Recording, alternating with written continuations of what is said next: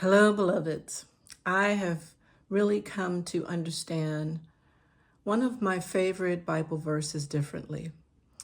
Psalms 37:4 says, "Delight yourself in the Lord, and he will grant you the desires of your heart."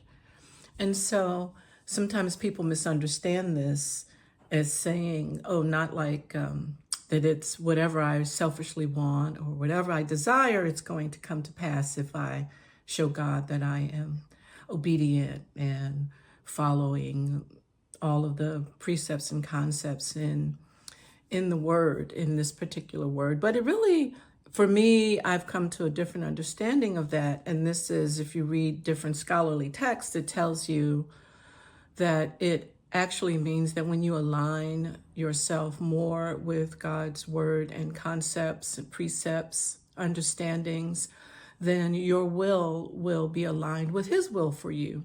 And I'm not a biblical scholar. I don't profess to be, but I read a lot of different spiritual texts you can learn from always. And this is something my father taught me about being curious about the things you know, the things you follow, and the things that impress upon your heart.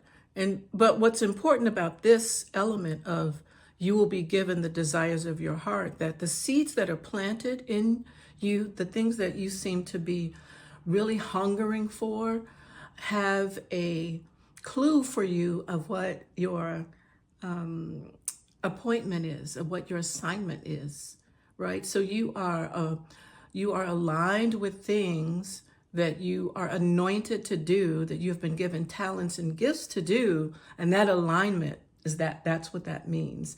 You will be given the desires of your heart.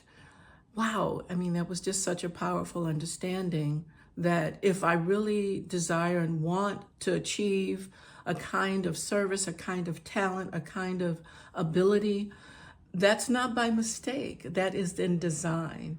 That is in the Creator's design. I didn't want to be a truck driver or an ice skater. I wanted music from the time I was 8 years old. No one made me want that. And so this is a clue when you're trying to figure out, what am I supposed to do in the world? What is my impact supposed to be? What is my service supposed to be? What is in your heart? What is in your heart? That's your clue. And that's exciting to know. That's exciting to know, isn't it?